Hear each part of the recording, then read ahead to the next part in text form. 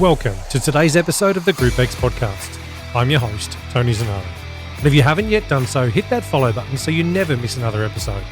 Today, I'll be talking to Sammy Winter, trainer and presenter for Les Mills Asia Pacific. We discuss assessing yourself, how often you should do it and why you should do it, the nerves we all encounter when teaching, presenting and training, and going the extra mile to get a voice coach.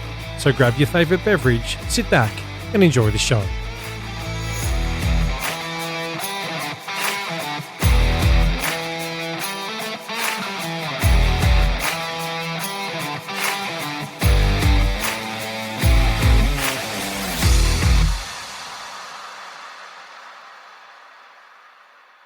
Sammy, thank you so much for coming on the show and having a chat with me, mate. I appreciate it. Very welcome. Great to be here. Great to see you again. You too, mate. I've seen you in a little while. I know, it's been a while, so it's nice to see, even though it is via Zoom and face-to-face, it's still nice to be able to catch up as well. So, yeah, thanks, mate. Face to almost face. Yes. Hey, tell us, Sammy, how did you get into the fitness industry? Where does your journey begin? Yeah, well, it actually begins in 2009. It was really interesting, actually. I went down a bit of a rabbit hole when I was trying to think back over, the last 13 years of being in the industry, and I went into my emails and went down a real rabbit hole. And those times where you're doing something and then you realize that you're in a rabbit hole and you have to kind of pull yourself out and get back to it. But I was a mechanic in 2009. Oh, wow. Yeah. And I think I was in my last year of my apprenticeship. So yep. Started going to the gym near my house, near my work. And one of the girls from work said, I think I was on the stepper or something in the gym. I'd kind of just, went in there and didn't really have a lot of clues. So yep.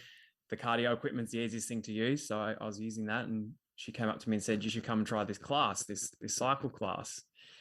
And I was like, oh, okay, I'm not really doing anything else. It's 4:00 on a Thursday or a Friday or something. And I jumped into the class and sat the back row where most people start their journey, and did this class with this guy called Dean. And it wasn't actually an RPM class. It was just a freestyle cycle class. And I just remember sitting there thinking, you know what? I like riding bikes. Yep. And I like music. Yep. And this guy's almost like a bit of a DJ on the bike. And I thought that was really cool. So I thought, why not? So I just started doing the classes, and a couple of instructors approached me and said, have you thought about maybe teaching? You ride the bike really well, and you look good on the bike. Why don't you give it a go? So I attended my first training in 2009. I drove to Hobart. So I'm originally from Tasmania. So drove down to Hobart and did the training, and that was with a guy called Paul Pierce. He's since moved on from Les Mills, but I think it was a great weekend. It was a great weekend. All I remember is the race of truth, really. Yeah. And, yes. I actually did the training with Alex Clark was on the same training. So he's from Canberra. He used to be on the team as well. Yep. We did the training together, and we had the same track. So we had track 4, RPM 46. Okay. Yep. I'm going to say. Yep. And it was, it had this chant in it. And I remember we were having a bit of a battle in our presentation, in our last presentation. We had a battle of whose group could go the loudest, because it was a large group. It was obviously pre-COVID a long time ago. I think it was 12, it was a full module, and we had obviously the 2 groups going on, and it was actually, I just remember that. It's burned into my brain, that release. But hey, that's how I got into it. I want to ask you a question quickly, and we'll get back on topic in a sec, but mechanic, was that something you wanted to do? Was it something you sort of fell into? I know it's off topic a little bit from what we're talking about, the Group X stuff, but I had no idea about that, about your past prior to this, and I find that interesting. Is it something that you had a passion for, or something you sort of just fell into with that? What was? So I I left school when I was 16, so I went through to the end of year 10. Yep. And I was working. I got offered a full-time job at the supermarket chain that I was working for at the time. So similar to Dallas, with Yeah. a bit of a background in Yeah. in Yeah. supermarkets. Yeah. And I left the supermarket because I wanted to try something different, and that didn't really work out. And I was just kind of like, what am I going to do? So my dad and my uncle were really, really big into cars, and we'd always sort of played around with bits and pieces. My uncle always bags me out because I used to hate getting dirty. And then I started working. It's all he reminds me all the time. But I actually liked the electrical side of it, the auto electrical, but at the time it was very complicated to get into that side. So I decided to try mechanic. And it was, to be honest, it was probably one of the best things that I ever did, because it taught me a lot. Like there's a lot of skills. And I think with education, sometimes, if you don't there's a stigma, about university and, or further education, higher education, that's kind of the only way. But I think that I learned so much from doing a trade, totally. So much that and I use it all the time. And the great thing about the gym, when I moved into the gym, which we'll probably talk about in a sec, was that I was a bit of an all-rounder at the gym. So I could fix equipment, I could totally. You're able to use the skill set revamp use that skill set. So that was really cool, mate. I know I sound shocked with that, and I probably shouldn't, but it's just I had no idea. And knowing you for the years that I have, I love hearing that, because it's totally different to most stories that I've heard. Yeah, no one's told me that they were a mechanic before jumping into the exercise space and being a group fitness instructor. So that's great. Thanks for sharing, man. I appreciate that. This is the Group X podcast. So 2009, you jumped on, you did a class. Mm-hmm. You're like, yeah, cool. This is loving this. I'm a DJ on a bike, and this is rocking on. What year did you say you did your training in? Was it shortly after that, in 2009? Yeah, it was the end of 2009. I think December. Yep. In Tassie. Now, you're not in Tassie anymore, though, are you? No, I'm in Victoria. Yep. Been in Victoria for 8 years. Okay, cool. What brought you? I mean, it sounds silly when I say this, and I don't mean an aeroplane. Nope. What brought you out of Tassie? No, I got the boat. I did get the boat, and it was the worst experience of my life. Oh, really? Another story for another day. I was just looking for some extra opportunity. So I was on the team at that point, and I was just looking for some extra opportunity, work, get out of Tassie and broaden the horizons and all, all that sort of jargon. Yep. So sweet. Cool. So run us through your initial module training. How did it go? Coming from a mechanic background and you dabbled with the grocery store type stuff, how did you find initial module training on your first ever experience in the fitness industry? How was it? It was really good. It was a great weekend. Back then, you got the kit on the day.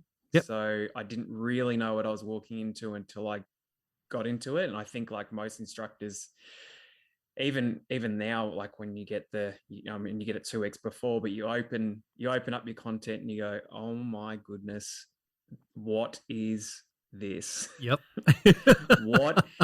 What is this PRP? What is this 4x8? Yep. So obviously that part was a little bit daunting, but I guess the great thing about Paul is he was such a great educator that he just made us feel very safe in that space. Yeah. So, and it was a great group of people as well. I remember, I just remember the gym. I remember the Race of Truth. Yep.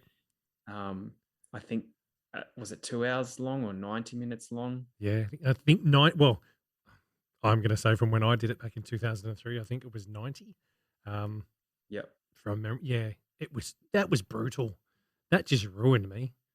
My fitness levels was up back then. It was fairly good, but that just amazing workout, and amazing to actually get you to to feel what you need to be feeling when you should be feeling it. I think is it still done? Are they Yeah. still doing the Race of Truth in training modules Yeah. these days? It is. So Yeah. it got revamped back in 2016, I Okay. think, 2015, 2016. So Yep. it was condensed to a sort of a 30-minute version of. Wow. Yep. Yeah. So it's pretty intense, but it's got, I guess it's a dual purpose in initial Yep. module training. So you look to help people understand the intensity of Yeah. the workout, or Yep. the intent, or what it feels like to work hard, Yep. to then be able to create coaching. And then obviously second, it's a great builder of fitness. Yeah. Yep. True. So hey, 90 minutes was rough. oh god, yes. Yeah. You said you got track 4, yeah? Was it track 4? Yes. Yeah. Did you pass or Yep. did you fail? Or did you get? Was it withheld to shadow back then? Wasn't it? No, I passed. I did pass. Brilliant. Got through. I Yep. actually did. When I did body pump, it was a pass, and then I had to refilm my DVD submission. Yep. So that was, but that was pump. So Yep. RPM, I mean, RPM is the program that I'm definitely the strongest at. Yep. Yep. It's the program that I know backwards, forwards, and inside out. So Yep. I passed the training on the weekend, and Yep. I think within 3 months I'd filmed my video, sent it in, and passed as well. So got certified. Brilliant. Yep. Can you remember your first ever class you taught? Cast your mind way back. Good question. It's not even that long ago. I feel like I'm really old. Mate, 2009, we're now in 2022. There's a good, 13 years in that.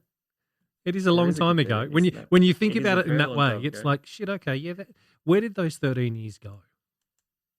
We're now in 2022. Think back to 2009. Things were very, very bloody different. Very different. Yep.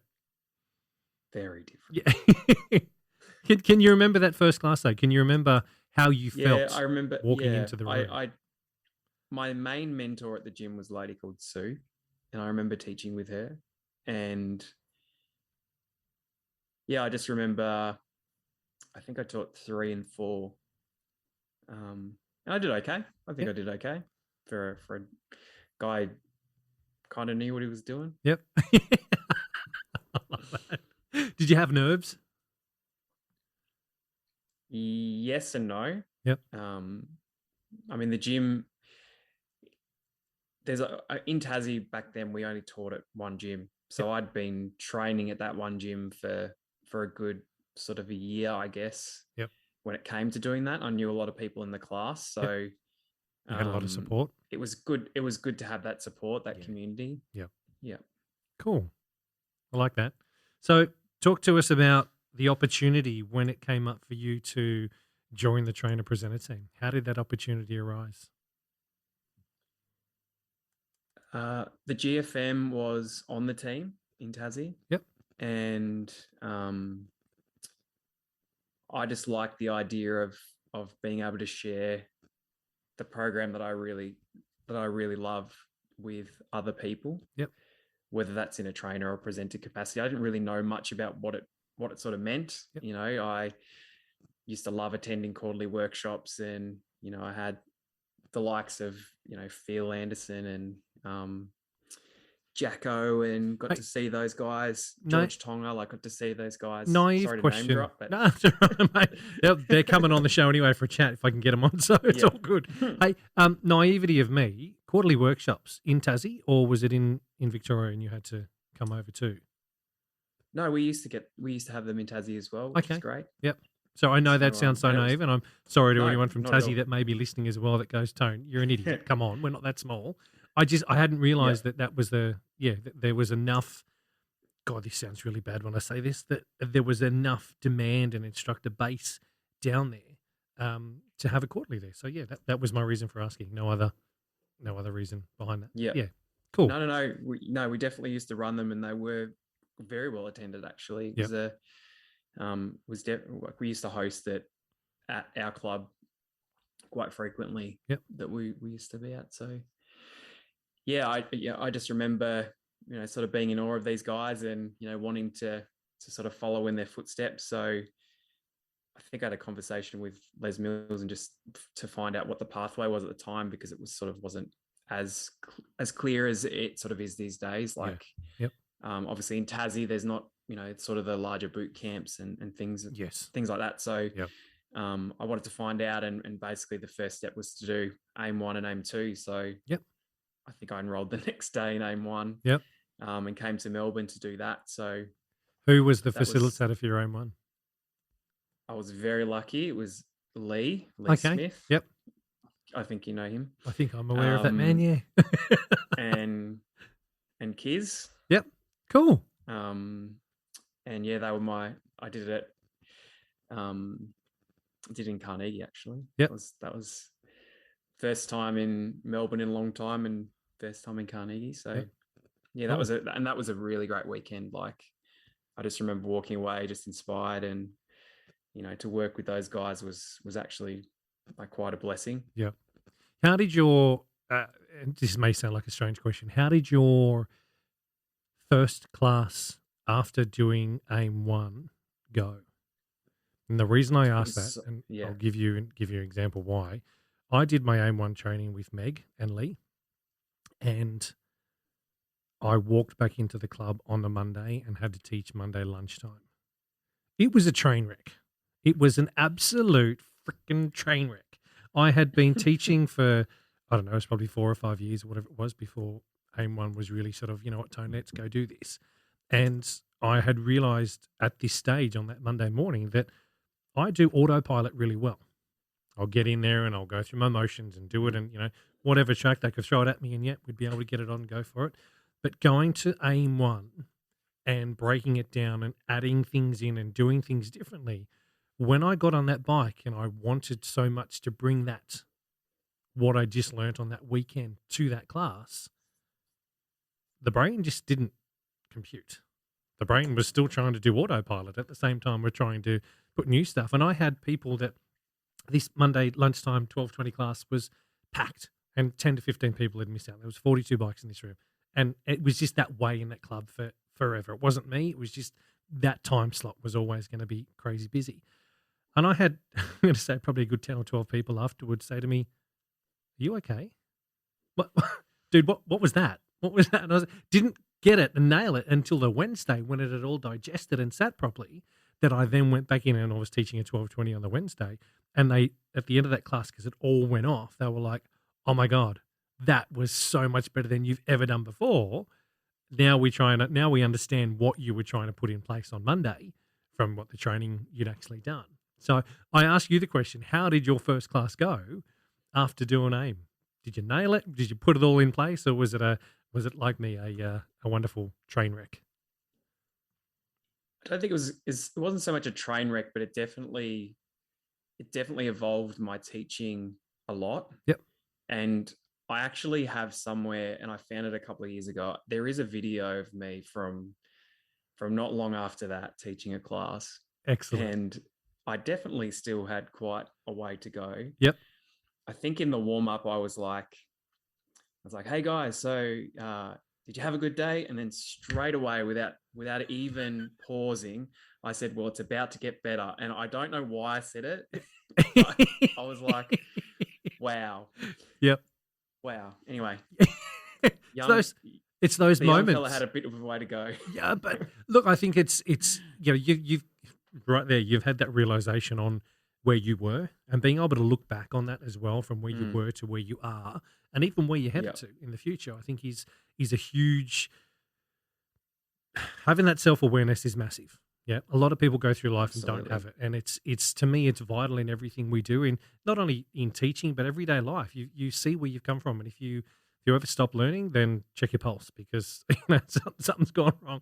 Every day I learn, and I have a chat to my daughter in relation to that as well. She's in year 1 at school, and it's just something. Even she's learning, but I'm still learning every day, and I think that's key to growth, and also bettering yourself in that as well. But, yeah.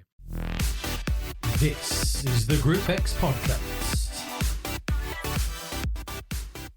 How often do you actually assess yourself? How often would you as an instructor video yourself and sit back and watch to critique yourself? Yeah. We have obviously as a part of the team, we do quarterly and biannually coaching. So we have the opportunity to get the sort of higher end feedback. Last year in COVID, when I was teaching, it was pretty much a 2-year on and off assessment process on myself, like constantly having to look at yourself on the laptop and watch yourself back. That was definitely there was definitely a lot of assessment that happened there. But the culture that I sort of was, we call it raised, I was raised in as a new instructor, was we used to film quite often.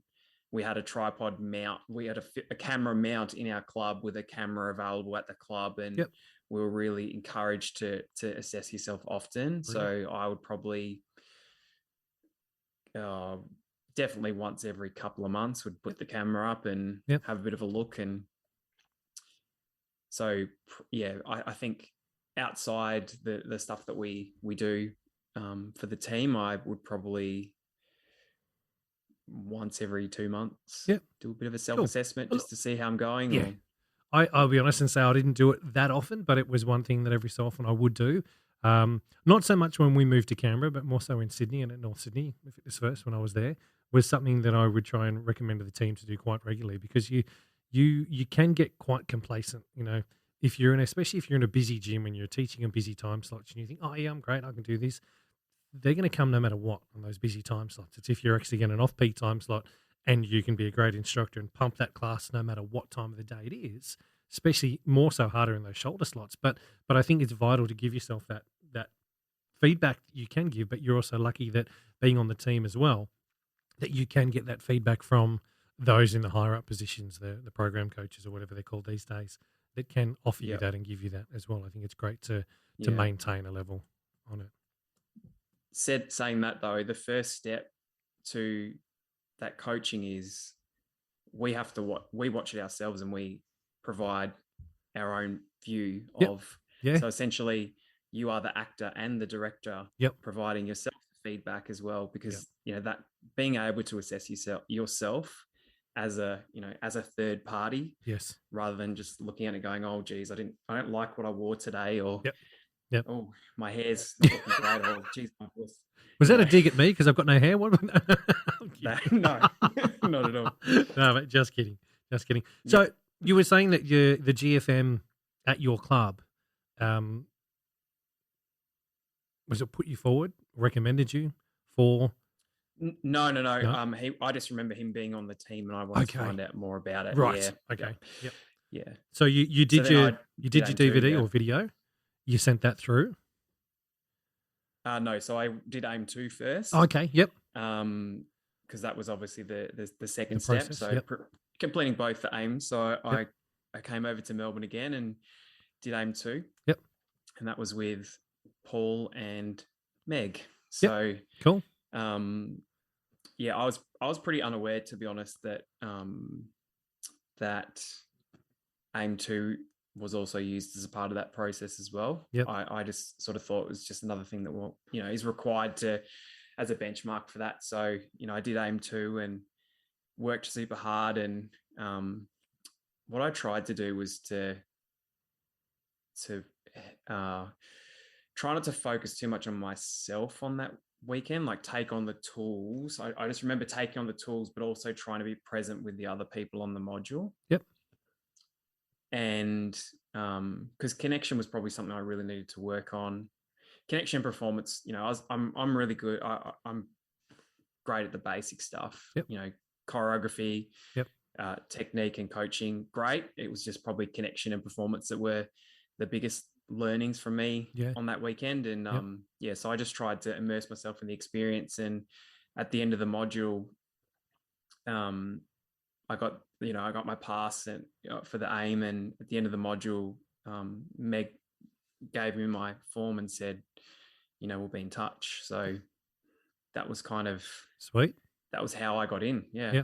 So had a phone call the next week and they offered me a position. So that was awesome. Yeah, I was blown away. I had no idea that I was sort of being, I guess, not so much watched, but like I had no idea I was on the radar. Yep. So I think that's great. That's congratulations too. I think that's an awesome Yeah, thanks. experience to go through and be unaware, but then also be like, oh wow, check, yeah, okay, that's fantastic. Thank you. So yeah, Yeah. good on you. Good on you.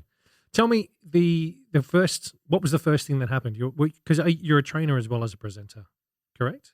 Yes. Yeah. Yes. Okay. So what happened first? Was it a presentation? Was it quarterly, or was it training? What sort of eventuated next? Initially presenter. So there was a need for presenters in Tassie. So Yep. at the time, so I was lucky enough to jump on the team, and I got to. I was again surprised. I got to teach straight away. So Cool. I got given a couple of tracks. So did my first workshop. It was on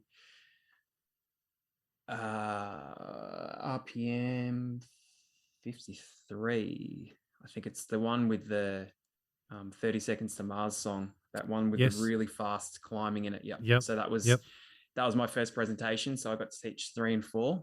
Cool. And then I think my first Melbourne quarterly was 2012, because I've got a photo of Meg, Kiz, and myself driving around. I think we drove around Melbourne and did a few workshops together, which was cool. Brilliant. Yeah, so started with presenting. Okay. How did that first class go? How did that first workshop go for you? Yeah, you got the track 3 and track 4. How were you? Were you? Oh, super nervous. Yeah. Like it's a very different thing. Teaching to your peers and wanting to do a great job for all the people that have supported you, and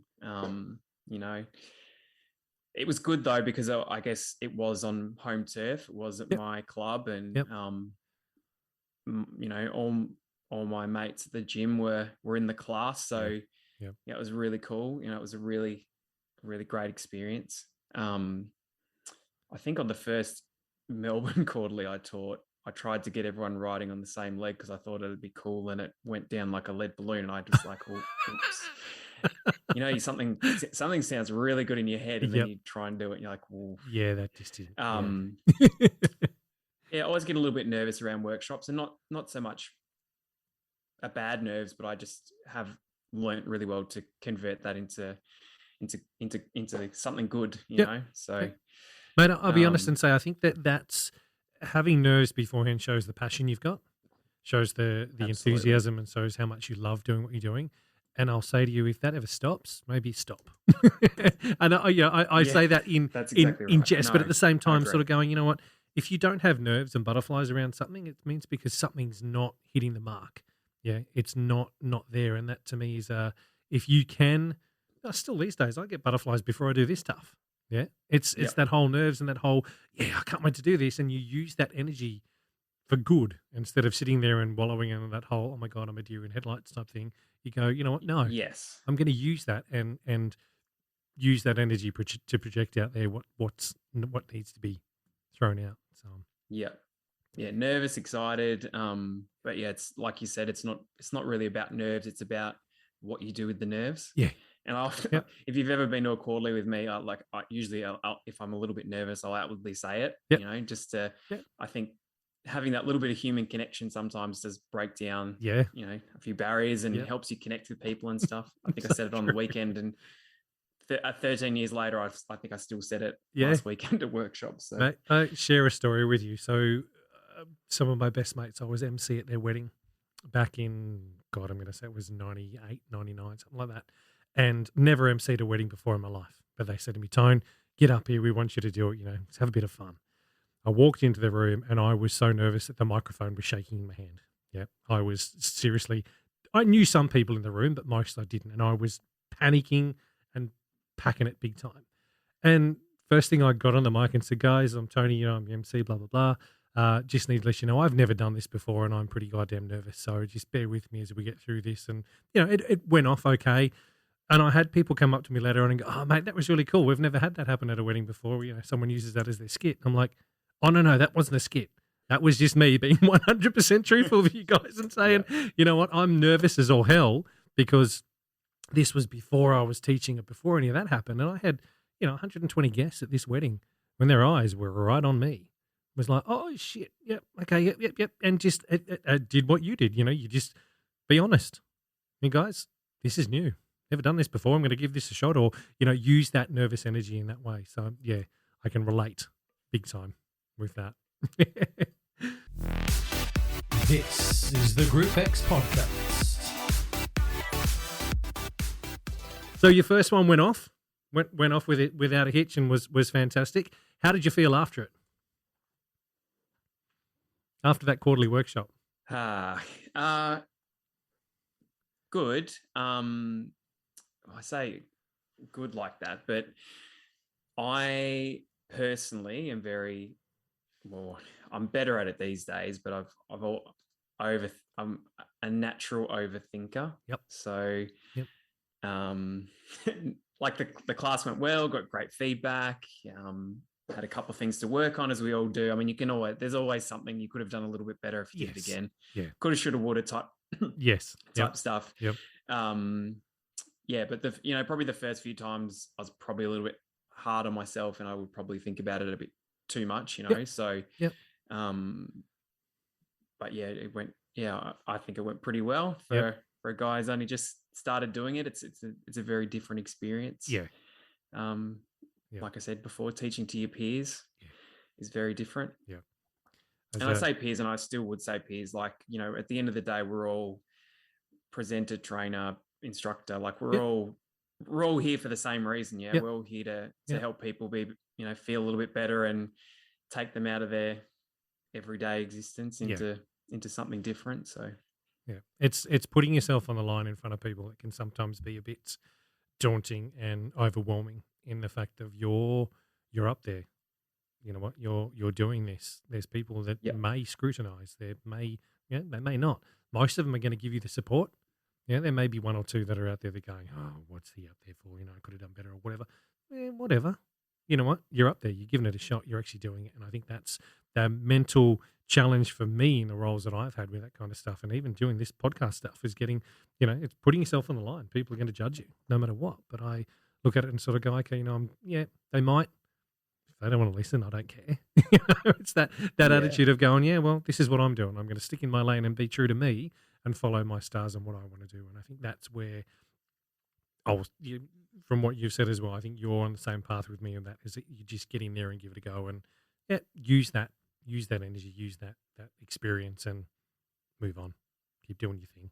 Yeah. I think for me, it's not necessarily like I don't sort of worry about the judgment more than it's when every time I get up there and teach, whether it's to a club class or teaching at a module or teaching at a workshop, super workshop, whatever it is, it's more about just doing a good job and doing it justice for the people that are in the room, because everyone has given up. Like anyone who's in front of you has given up their time. Like for this podcast today, I want to do a good job for you, right? Because you've given up your time to spend with me. And it's the same in a class. People have given up their precious time, because time is a commodity. It is precious. So I just want to make sure that I do justice to the program, to the people, and make sure they walk out of it with whatever they're looking for out of the class. Yeah. Cool. Hey, talk to us about the first training module that you conducted. How was that experience? On my own, or well, even the first one, because I understand the process was that you've got to obviously team a couple in order to get right sign off and all that kind of stuff. Let's talk about the first one where you actually did part of a module. How did it go? Did you nail it? Tell me you nailed it. Yes and no. Yep. I definitely know the content inside out and back to front. I probably knew it a little bit too well. Like I could have probably said it word for word. Like I think there's one part of the module that I could take the 5 key element lecture. I'm pretty sure I know it word for word out of the book. Right. So love that. That's how well I knew the module. Yep. Now, what happens when you know content that well, word for word, and you try to put it into practice? It works. What happens if you stammer on one word? Yep. Or someone asks a question, or which happens, yeah. Like Yes. the world happens. Yes, Someone mate. walks into the room and you get stuck. What happens? You flounder and try and work out where you are. Yep. Yeah. So to the Yep. script. So so that's probably where I fell a little bit short to start with. Yep. So just in the content and sort of the delivery. So Yeah. how to use my voice, how to be present in the room, how to utilize the space and own the space to be able to, motivate, inspire, and educate. So that's really the area that I had to work on. It wasn't the content. Yep. Like, I could talk to you all day about RPM and Yep. and share all my You've knowledge got with that you. knowledge. But, but it was just that delivery piece. So something I've had to work really hard on, and it's paid off so much in every part of leading teams, presenting, and delivering content is just that presence, that the vocal range, etc. I actually did work with an acting coach. Oh, cool. Funnily enough, or a voice coach. Yeah. No, not an acting coach, a voice coach, and her name is Jenny Kent, and she actually, I found her. I didn't even realize this, but she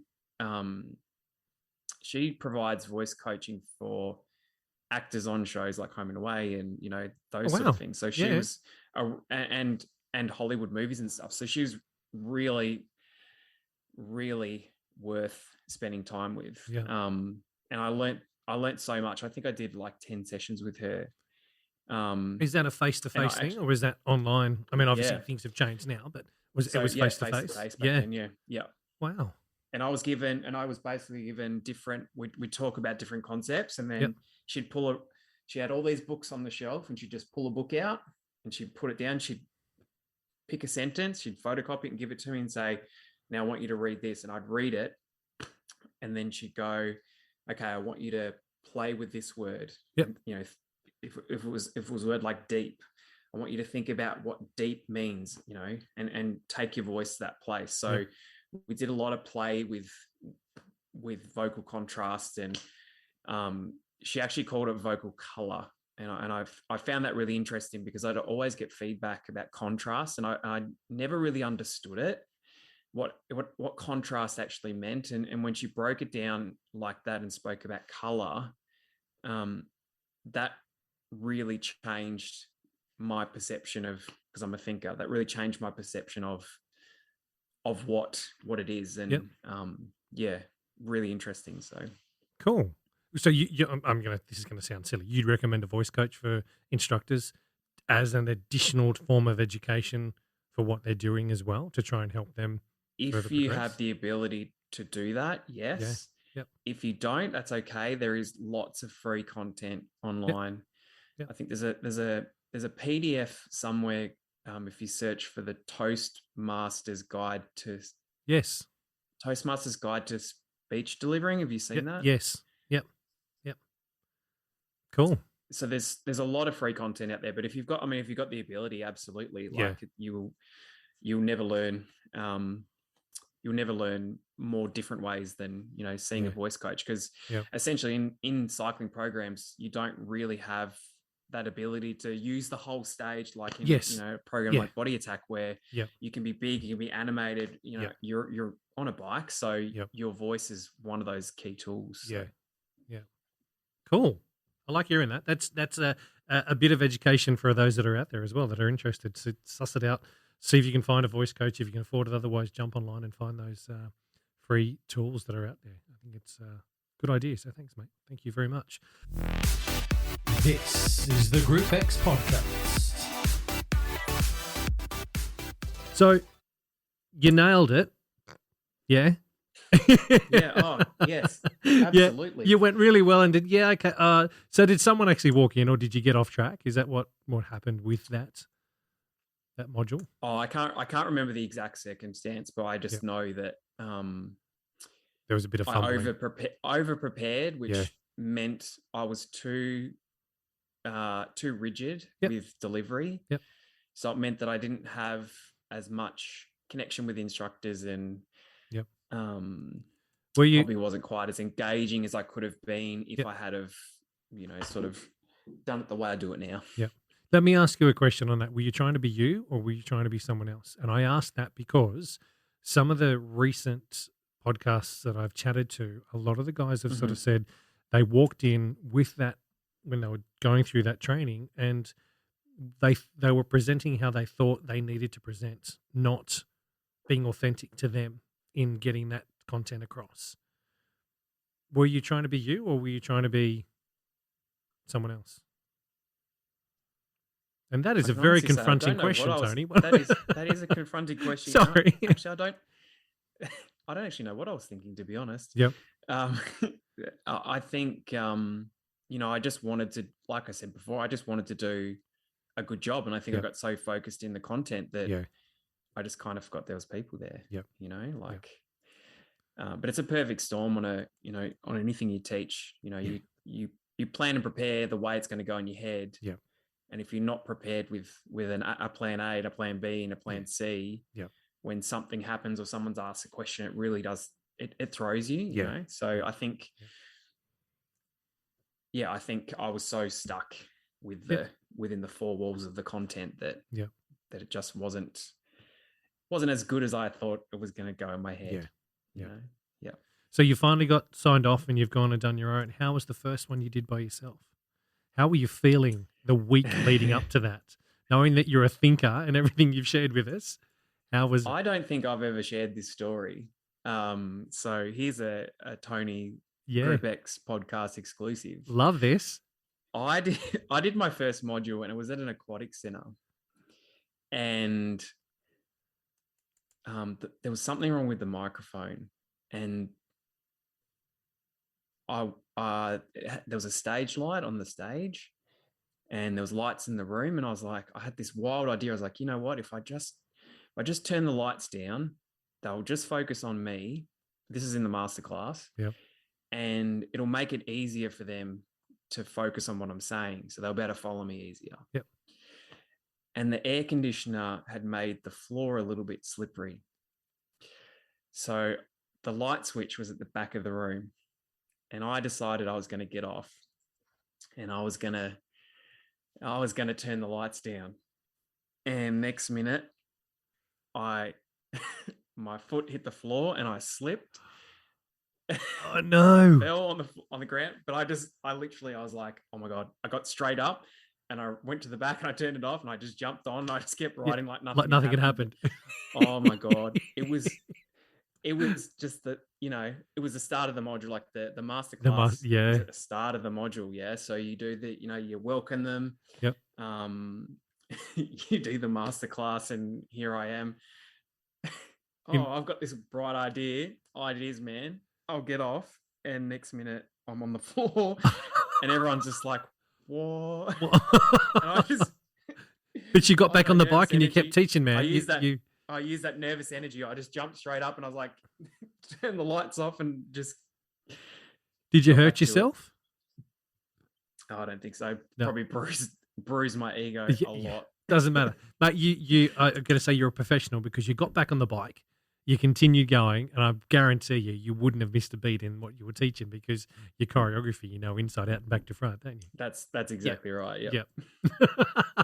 Mate, that is embarrassing, and that is an exclusive right here on the Group X podcast. But mate, thank you for sharing because I know that's knowing you as I do and knowing what you've shared with you, that would have been quite embarrassing for you. But mate.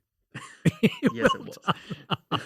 So apart from that, how did it go? Yeah, the module went really well. Like,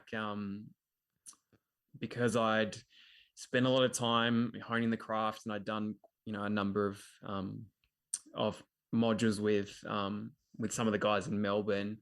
I had the opportunity to learn a lot of different ways of doing it. Yep. So with Kiz and Thrax, Matty T, and just a few other of the team around the grounds. Like, it was great to learn off them, and I've had a lot of great opportunities, which has been fantastic. So the module went pretty well. Like,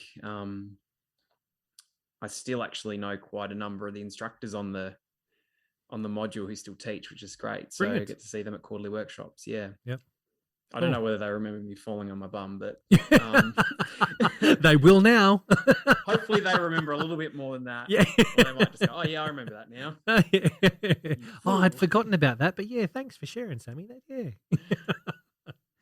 Can you share with us your most memorable moment in presenting? Has there been one? Yes. I had the opportunity to teach at what used to be called Filex. So Les Mills Live. It was the last time it was in Melbourne. And it was the first time I'd ever taught.